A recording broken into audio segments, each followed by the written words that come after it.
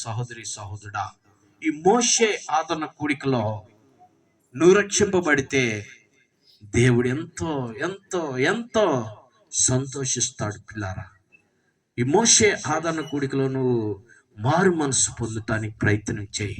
నీ మనసును మార్చుకో, నీ ఉద్దేశాలు మార్చుకో, నీ కోరికలు మార్చుకో, నీ తలంపులు మార్చుకో, నీ క్రియలు మార్చుకో. నీ క్రియ నిన్ను వెంట తీసుకెళ్ళేది. పిల్లారా, నీ క్రియ ఈ మధ్యాహ్న కాలం వింటున్నటువంటి నువ్వు ప్రభువైన యేసు క్రీస్తు నీ కొరకు చనిపోయాడని, నీ కొరకు రక్తము కార్చాడని, ఆయన రక్తము ద్వారా నిన్ను ఆయన కొనుగోలు చేస్తున్నానన్నటువంటి సత్యాన్ని మర్చిపోబాకు. నా స్వరక్తం ఇచ్చి సంపాదించానన్నాడు నేను. పిల్లరా, ఆయన స్వరక్తము కార్చాడు నీ కొరకు సిలువలో. ఎండలో మనం కూర్చోలేక షాంపాన్ వేసుకున్నాం.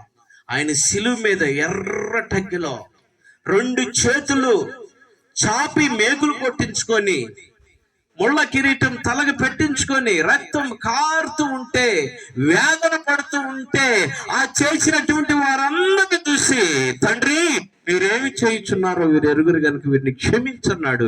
అప్పుడు ఆ క్షమాపణ నీ మీద, నా మీద, మనందరి మీదకి వచ్చింది. ప్రభు ఆనాటి నేరంలో నుండి తొలగిపోతావు. ఆలోచన చేయి. ఈ మోషే గారి యొక్క జ్ఞాపకార్థంలో దేవుడు నీతో మాట్లాడుతున్నాడు అన్న సత్యం మర్చిపోబాకు. ఈ లోకంలో నువ్వు ఎంతగా హెచ్చింపుగా జీవించినా ఒకరోజు నీకు మరణం కంపల్సరీ.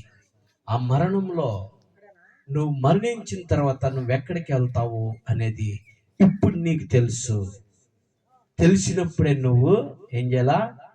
సిద్ధపడి ఉండాలా. దీపం ఉండగానే ఇల్లు చక్క పెట్టుకోమన్నాడు కదా, అవునా? దీపం ఉండగానే ఇల్లుని చక్క పెట్టుకోవాలా. నీకు తెలుసు నువ్వు మరణిస్తే ఎక్కడికి వెళ్తావు. మరి ఎక్కడికి వెళ్ళాలని ఆశపడుతున్నావు? నువ్వు ఎక్కడికి వెళ్ళాలని ఆశపడుతున్నావు? ఆలోచించే. పరలోకానికి వెళ్ళాలని ఆశపడుతున్నావా? లేకపోతే